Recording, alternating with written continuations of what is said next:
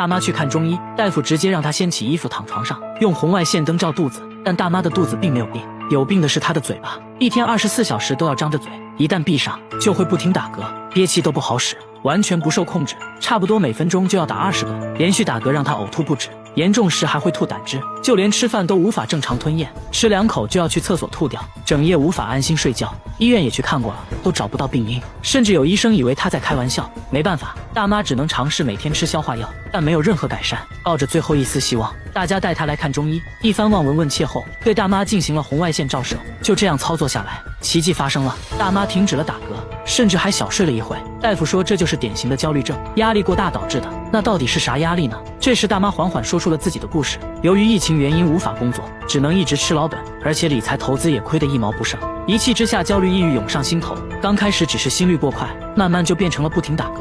不过呢，最后在中医的帮助下，他终于恢复了正常。看来还是中医牛啊！大叔每次开车都要先去趟墓地，也并不是他想去，而是导航每天带他去。明明前面就到家了，导航却要求掉头。那行吧，节目组决定跟着导航看看究竟。一伙人步行来到导航目的地，结果目的地就是一座坟墓。大叔倒也不慌，说这是自己母亲的坟墓，1年前去世的。不过这事还是蹊跷的很。从村子的地图上看，坟墓距离家的位置很近，会不会是导航本身出了问题呢？大家找到维修师傅检查，并没有发现导航有任何问题。大家又测试了其他牌子的导航，结果都导航到了坟墓，导航没有问题，那就很有可能是信号问题。毕竟家在山沟里，信号肯定不太好。专家也说信号不好的话，导航结果会有1公里左右的偏差。为了验证这个说法，大家导航了村里其他地址，结果都准确无误的到达。一时间关于灵异导航，街坊四邻是议论纷纷，还有人说是他母亲对现在的目的不满意。毕竟是走进科学，咱们还是得搞清楚怎么一回事。大家找到了村长，村长说大叔母亲的墓地原来也属于村里，后来因为某种原因就被划分了出去。说到这里，大家终于找到点头绪，接着来到测绘局咨询。电子地图上显示，他家原来的地址编号现在成了坟墓所在山头的编号。简单来说，就是导航地址没有及时更新导致的。看吧，又一次带大家走进了科学。凌晨3点，全村人都不睡觉，全部守在一个摄像机前面。摄像机正对着黑漆漆的街道，只为听到一个熟悉又恐怖的声音。村里人最近被这怪声搞得精神崩溃，一到凌晨3点，整个村子就会传来类似电话拨号的声音。女孩说声音是从1个月前开始的，接着播放了自己录到的声音。节目组决定等待声音出现，就在3点整，声音如约而至。声音很明显是从外面传来的，于是第二天大家在村里街道上都布置了摄像机，想要拍到点什么。凌晨3点，声音准时传来，摄像机却没有任何发现。白天节目组在村里转了半天，教堂的广播引起了大家的注意，但负责人说这广播线路断了，已经很久没用了。很快村委会的广播进入了大家的视线，不过村长表示也很久没用了，但除了这2个可疑的广播外，就没有任何能发出这么有穿透力声音的设备了。节目组决定还是安装摄像机监控一下。又来到了凌晨3点，声音再次准时响起，这次大家确定声音就是从村委会广播里传来的。但诡异的是，此刻村委会里并没有人。村长说广播设备只有自己有钥匙，除了自己没人能使用广播。村长还给大家看了最近1个月的广播记录，一共就广播过2次，但这声音最近每天都有，所以肯定不是村长的原因。节目组又想到了专家，拿着录到的声音去分析，专家果然不一样，直接从这声音里面听出了对应的按键号码，而且每个按键间隔都一致。专家说人类是无法做到这一点的，所以肯定不是人为的。那现在怎么办呢？大家找来广播设备的厂家售后，经过长时间排查，终于找到了问题所在。售后说设备每天都有一个固定的运行信号，可以简单理解为设备重启信号。这台广播设备的重启信号设置在了凌晨3点，这个一般是不会被广播出去的，但恰巧这台设备发生了故障，才导致这个微弱的信号被放大，并且广播了出去。省流，广播设备出故障了，这个洞穴在流血，一流就是3天3夜，血水瞬间能把整个湖面染红，闻起来就是一股血腥味。这种现象最近每月都会持续好几天，当时就有人猜测洞里可能住着某种大型生物，是这种生物流血了。这么一说呢，马上就有年纪大的村民想起了当地一个关于神龙的传说。之前村民对传说都是半信半疑，毕竟在这里生活了大半辈子，没人见过真龙。可眼下看到跟血一样的湖水，说不定洞里就真有一条龙，搞不好啊还是一条母龙。玩笑归玩笑，但血水还是让让村民倍感不安，甚至有不少人跑到神龙雕像下祭拜。说来也奇怪，拜祭的人多了以后，血水就突然消失了。有2个胆大的村民决定坐船进洞穴内一探究竟。随着船渐渐靠近，水的颜色也越来越深，慢慢变成了深红色。越往里走，心里越发毛。就在他们刚进入洞穴深处，就看到水面闪过一个黑影，2人吓得落荒而逃。于是关于洞穴的流言又传开了，不少人言之凿凿，说里面肯定有龙。眼看这事越来越离谱，当地政府赶紧请来了地质专家，对湖水进行检测，结果显示水中的铁离子含量异常高。专家表示，想要知道原因，就必须去洞穴里找。接着，一行人坐船进入洞穴，随着不断深入，专家发现其中有一块岩壁的颜色明显发红，在岩壁上轻轻搓了搓，就把上面的红色物质搓了下来，把这东西放入水中，清水立刻就变成了血水。专家研究半天，说这个红色物质就是氧化铁，俗称铁锈。当地下水流过，就会把它一起带走。一旦进入水中的铁锈增多，就会出现流血水的奇观。水中的血腥味其实就是铁锈的味道。奶奶吃饭前要先挤一勺洗洁精，接着放进鱼汤里，搅拌搅拌，直接喝了起来。记者闻了一下，满满的肥皂味，奶奶却吃得非常香。这还没完，喝完汤，奶奶又拿着一片白菜叶来到厨房，对着洗洁精连按了3次，小心翼翼把洗洁精包起来，直接塞进了嘴里。大家非常不解，为啥要吃洗洁精呢？奶奶说自己不能吃肉之类的高脂肪食物，如果要吃的话，必须提前吃点洗洁精，让它在胃里中和一下油脂。不得不说，这想法非常脑血栓啊。饭后，奶奶给大家讲了自己年轻时候的事，大家终于懂了奶奶为啥这么做。奶奶说，年轻的时候穷啊，工作又累又苦，得了胃病也没钱去医院。偶然的一次，不小心吃下了半瓶洗洁精，她觉得自己肯定活不了了，听天由命吧。没想到啊，这下不仅没死，胃还不疼了，于是从那开始就一直吃。大家带他来医院检查，医生都觉得不可思议，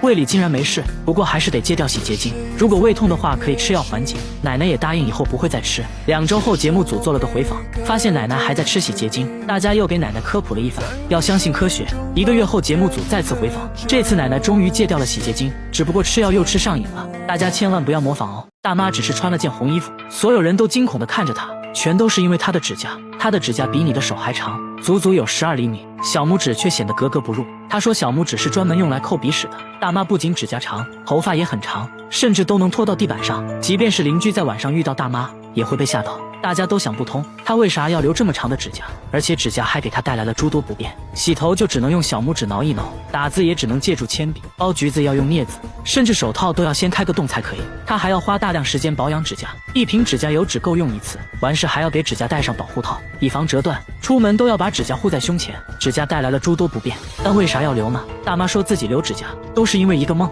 原来大妈从小就喜欢打扮，有天她做了个梦，梦中人告诉她，无论发生什么都不能剪指甲和头发，否则就会遭遇不幸。刚开始大妈也没当回事，这不就是个梦吗？但说来也是奇怪，从这之后，每当剪指甲就会心跳加速，剪完指甲就真的会生病，也不知道因为什么原因。后来出于敬畏之心，就开始留指甲了。为了让指甲显得不那么诡异，大妈去做了美甲，画上萌萌的图案，这样就显得可爱多了。第一次见面，大叔就在陌生人面前脱掉了袜子，这才看清大叔根本就没有脚指甲。不仅如此，他连手指甲也没有，指甲的位置光秃秃的，地上的小东西根本捡不起来。开易拉罐是最痛苦的，更难以置信的是，他不能用玻璃杯喝水，一拿起来就会滑下去，杯子在手中反复滑落。节目组怀疑大叔是故意的，大叔却说自己没有指纹，光滑的东西根本拿不住。大家一起按手印，大叔的手印模糊一片，真的看不到任何纹路。由于缺少指甲的保护，轻轻按压手指就会带来剧烈疼痛。然而大叔的工作却很依赖手指，他是一名汽修工，工作需要一直动手，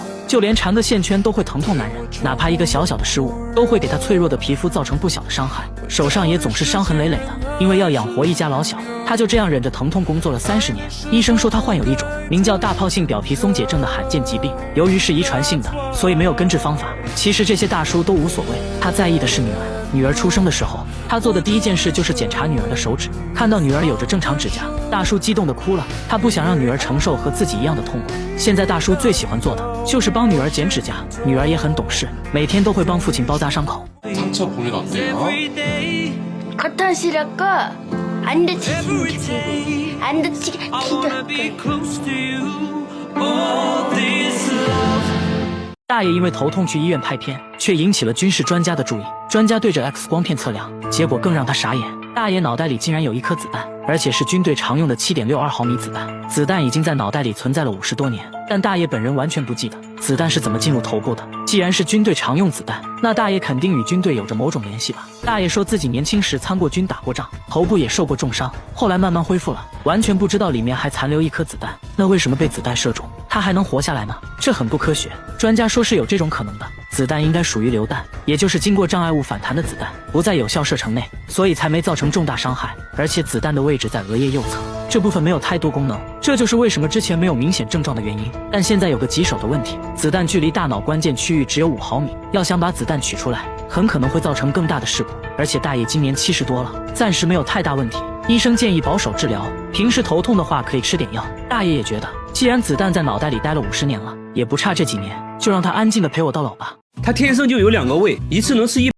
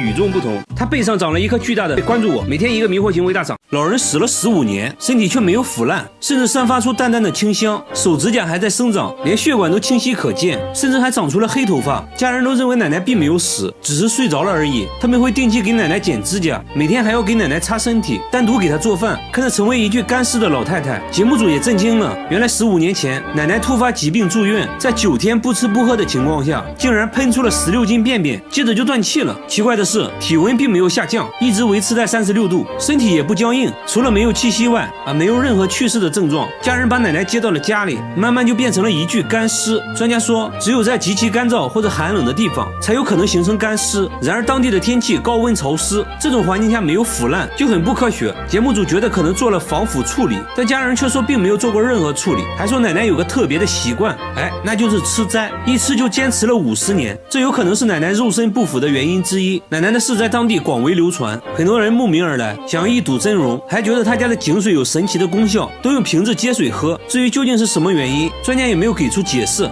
只能说真的很神奇。然而下面这面墙也很奇怪，他家的墙会哭，只要静静的听，就能听到抽泣的声音，整整哭了10天。店主说有时用力敲2下，他又会稍微停一会儿，越到晚上哭声越大，搞得人心惶惶，顾客都被吓跑了。工作人员录下声音，找到了专家，对声音进行了波长分析，总之结论就是这声音明显是一种有生命的东西。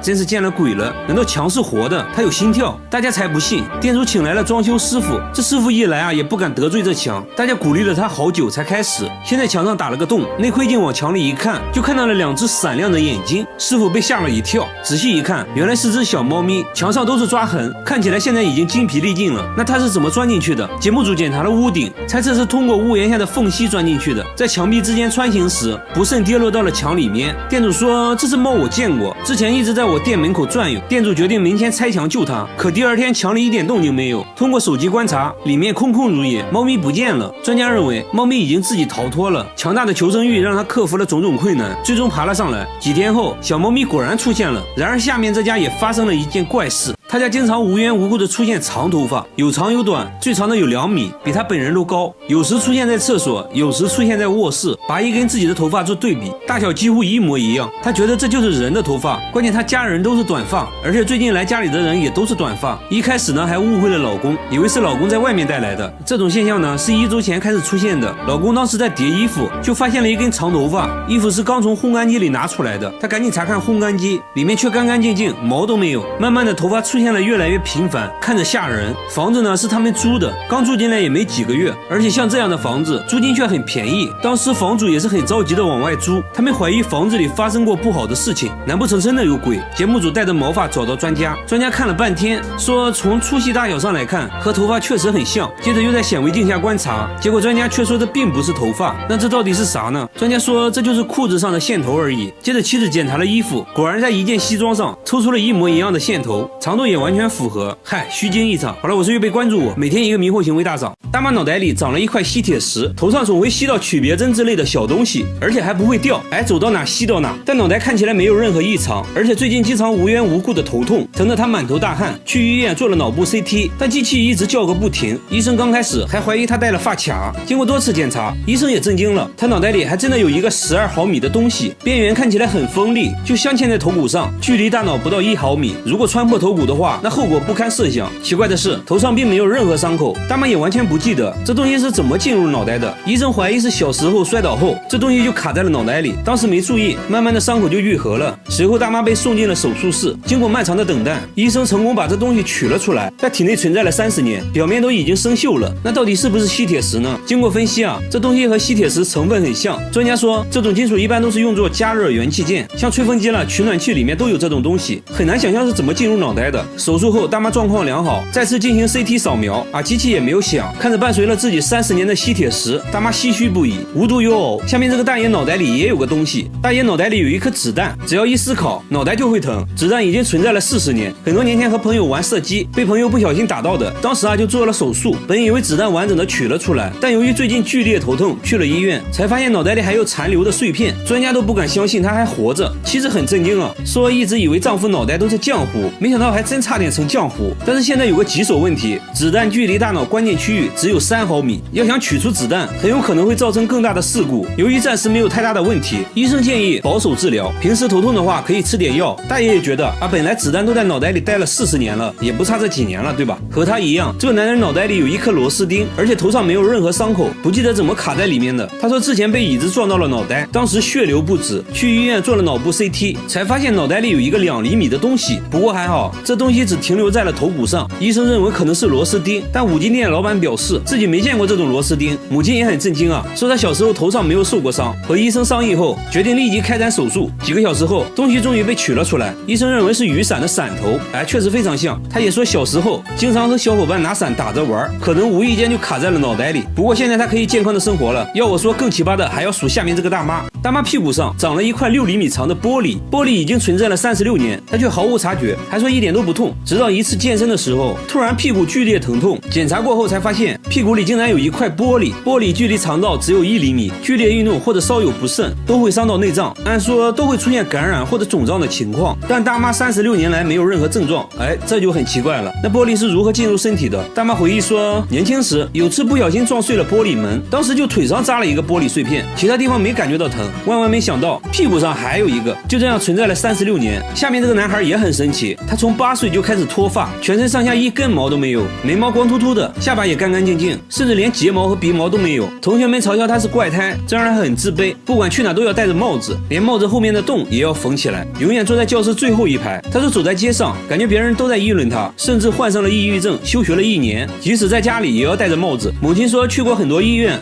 都没有治好，节目组带他找到毛发专家，检查了半天，终于在显微镜下发现了一根毛发。专家说这种情况是有可能治好的。听到这话，母亲激动的哭了，她也重新燃起了对生活的希望，决定不再在乎别人异样的眼光，别人爱说什么就说什么，那就祝他赶快自信起来吧。好了，我是预备关注我，每天一个迷惑行为大赏。校长为了帮学生作弊，特意买了的西瓜，这西瓜大有妙用，校长直接给监考老师送了一大盆，老师在门外一块接一块的吃，完全顾不上里面的考生。学生们疯狂传纸条，然而这个全班学习最差的孩子却把衣服都掀了起来，证明自己没有作弊。谁都想不到他却考出来连自己都不信的高分。然而之前的他并不是这样的，只要他一来上学，整个学校都崩溃了。老师让用因为所以造句，他信心满满的举手，因为肚子大所以有什么哇，直接被怀孕的老师一脚踢了出去。老师让他向学霸看齐，他就整天跟在人家屁股后面走路看齐。女同学占了他的秘密基地，他只说了一句话，就把所有女孩都吓跑了。再不从这个好地方吃去，还得跟谁玩？压根跑！放学后他偷偷跑到水库洗澡，结果被校长看到了。他躲在草窝不敢露面，眼睁睁看着校长把衣服拿走了。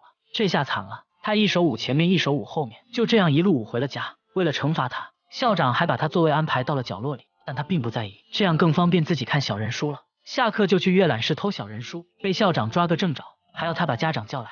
没办法，学校里的小人书看不了，那只能自己去搞。他在外面搞到几本小人书，回学校刚准备显摆一下，又被校长抓到，小人书又被没收了。回家后，爸爸把他剩下的小人书也全烧了。看着自己拼命搞到的小人书被一点点丢进炉子，他心疼极了。后来怀孕的老师去生娃，新来的粉提老师成了他的班主任。老师第一天就把他从角落调到了前排。为了提高写作水平，老师还把学校阅览室的小人书都发给了同学，竟然还让他当了图书管理员，这把他牛到不行。回家就给爸爸说自己出人头地了，爸爸却说没有3好学生的奖状有个球用。他从没想过的什么3好学生，只觉得老师人很好。有次午休，他从桌子上掉了下去，摔得满身土。老师看到直接让他去自己床上睡觉。他尿急，穿着老师的拖鞋去厕所，把拖鞋都尿湿了，来回甩2下，在墙上擦了擦，就又回去睡觉了。这一觉他睡得很香很香，结果错过了下午课，被校长一巴掌呼醒了。后来校长发现同学们都在看小人书，直接把粉提老师说了一顿，还说在这里成绩是教学质量好坏的唯一标准。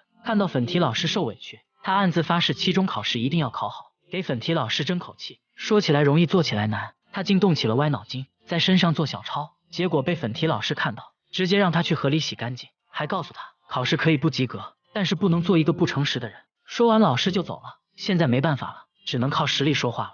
他开始废寝忘食学习，早上到学校背书的时候，校长还没起床呢，随时都捧着书，连晚上点蜡烛也要看书。这次期中考试是全县联考，为了让学校在全县的排名靠前，校长给学生开会，要求互相帮助，还切了一堆西瓜给监考的老师吃。这些老师都是其他学校过来交叉监考的，校长这么做就是为了让学生作弊。粉提老师来巡考，他直接掀起了衣服，证明自己没有作弊。考试成绩下来了，校长拿着学校全县第1的奖状春风得意，他自己成绩也超过了70分，进步非常大。粉提老师很高兴，说会给他颁个学习进步奖。表彰大会上他望眼欲穿，结果奖状都发完了，也没有等到自己的学习进步奖。原来校长说只有3好学生奖，没有学习进步奖。为了不让他伤心，粉提老师用自己的口红给他画了一个进步奖，当着全班给他颁奖，还给他照了相，这把他得意的不行。回家后把奖状贴到了最高的地方。这天午休他翻来覆去睡不着，又偷偷溜到老师房间，摆弄起了老师的相机。玩着玩着突然发现老师回来了，他赶紧把相机还了回去，刚想走却发现来不及了，他直接躲进了床底下。这才发现老师带来一个男的，门关上后他们竟然抱在了一起。看着老师垫起来的脚，他心里有点莫名的心疼，也不知道他怎么想的，随手摸了几个垫床脚的木块，垫在了粉提老师的脚后跟。下午上课他一直心不在焉，听到同学们讨论，他这才知道原来这男的就是粉提老师的男朋友。下课后又遇到了这个男的，还穿着粉提老师的拖鞋，这可是被他标记过的拖鞋啊，这把他气得不行。一起跳绳的时候，他故意把绳子甩得飞快，故意让这男的出糗，还把沙包直接往他身上丢，结果被粉提老师凶了一顿。这是老师第1次对他凶，他难过的躲到了墙角，看着老师的男友往头发上抹发胶，弄得溜光水滑的，看起来粉提老师非常喜欢这种造型，他也决定回家搞一搞，没有发胶就用胶水往头上一抹，整了个刺猬头，这把他帅到不行。结果来到学校就被同学一顿嘲笑，他去找粉提老师还小人书，从门缝里看了一眼，就看到老师在喂男友吃面，他把小人书放在窗台，转身默默走开了，还没走2步就被老师叫住了，让他带着老师和男友去他的秘密基地。粉提老师给男友分享着他藏的小宝贝，男友踩着秋千，完全不感兴趣，这是他和粉提老师独有的秘密基地，他莫名难受，决定报复老师的男友，趁他们不在，用刀子把绳子悄悄割断了一点，就等着看老师的男友摔个狗吃屎。他们回来后，粉提老师玩上了秋千，结果老师摔了下来，手都摔断了，这下闯祸了。他爸爸说什么都要把这棵树砍掉，他哭得撕心裂肺，眼睁睁看着树被砍倒。从此之后就没再见过粉提老师了。3个月后的一天，他收到一封来信，是粉提老师寄来的。信上老师说自己身体早就好了，现在已经大学毕业，成为了一名真正的教师，还让他好好学习。看完信后，他如释重负。这封信让他放下了悔恨和内疚。下课后，他来到那个树桩下，把收藏的宝贝都埋了进去，埋在了那个曾经的好地方。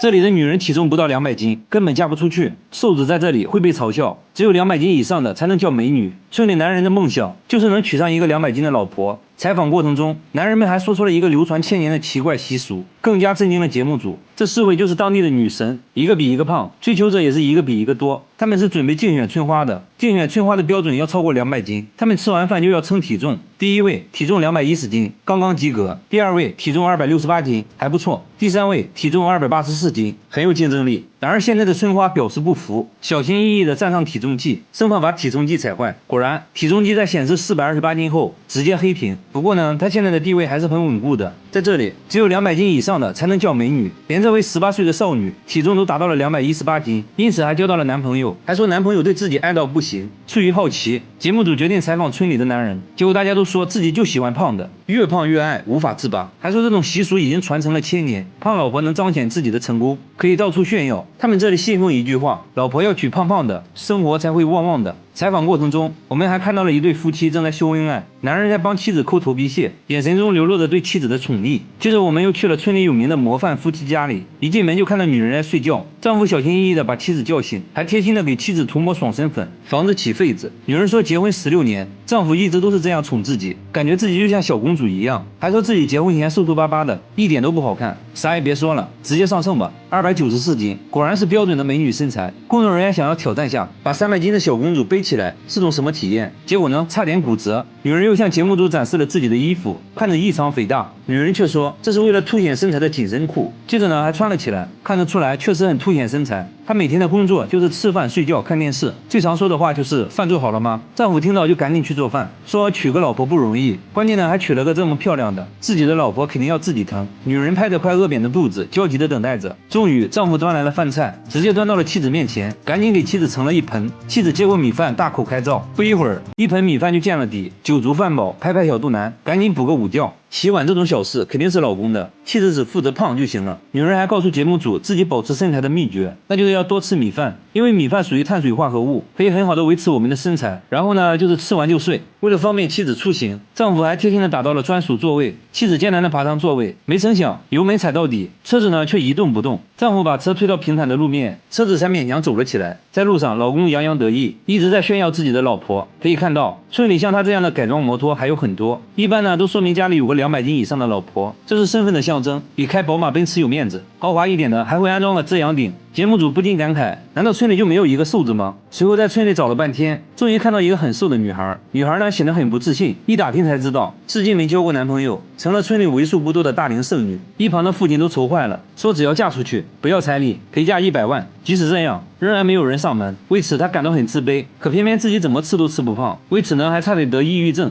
节目组当场做起了媒人，要给女孩介绍对象，把街边的一个流浪汉拉了过来。流浪汉看到女孩后连连摇头，说自己的理想型是胖胖的，说完直接转身就走了。更让女孩心里不平衡的是，自己的闺蜜却是个标准的美女，追求者众多。这不，闺蜜刚回家，家门口就出现了3个追求者，其中一个已经追了2年。他们在门口蹲守半天，只为看闺蜜一眼。舔狗们和男孩们一直到深夜才离开，还说明天再来。看得出来，闺蜜也很享受这种众星捧月的感觉。所以美的标准从来都不是唯一的，萝卜青菜各有所爱，自己喜欢最重要。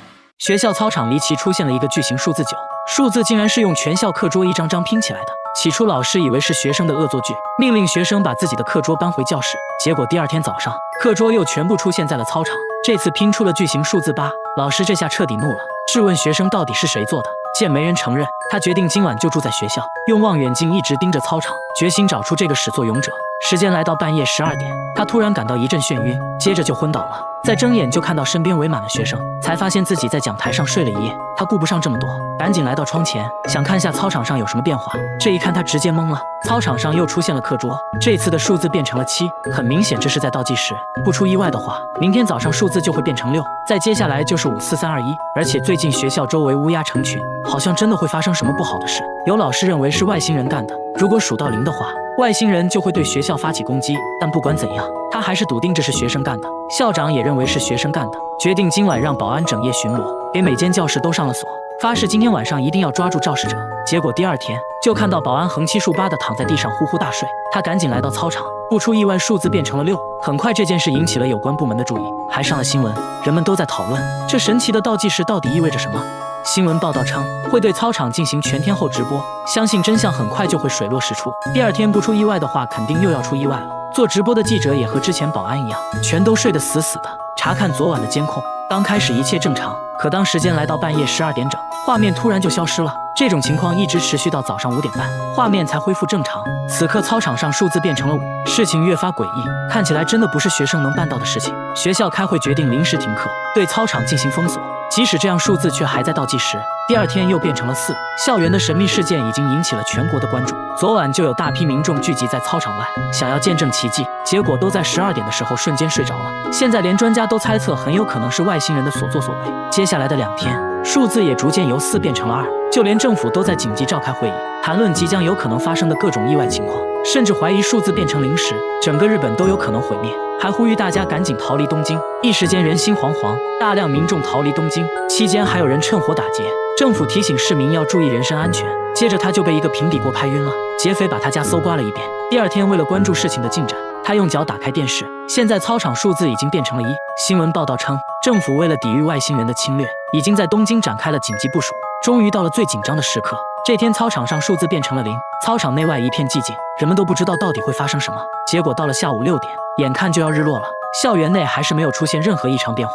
很快来到深夜，他和妻子的合照突然掉落到眼前，想到还在外地工作的妻子，自己不能就这样不明不白的死去。他突然使出一股洪荒之力挣脱了绳索，接着冲上街道，街道早已被封锁。他突破重重阻碍来到操场，时间也刚好来到了12点整。只见周围突然刮起一阵妖风，课桌开始抖动起来，紧接着就全部飘向了半空，形成了一个诡异的圆圈。他都看呆了。这时一张课桌从天而降，把他砸晕了过去。等他再醒来时，已经躺在了学校天台上，周围一切都没有改变，似乎什么可怕的事情都没发生。他起身看了一眼操场，操场上的数字变成了-1，也就是说倒计时还没有结束。这也许真的是外星人和人类开的一个玩笑吧，嘿嘿。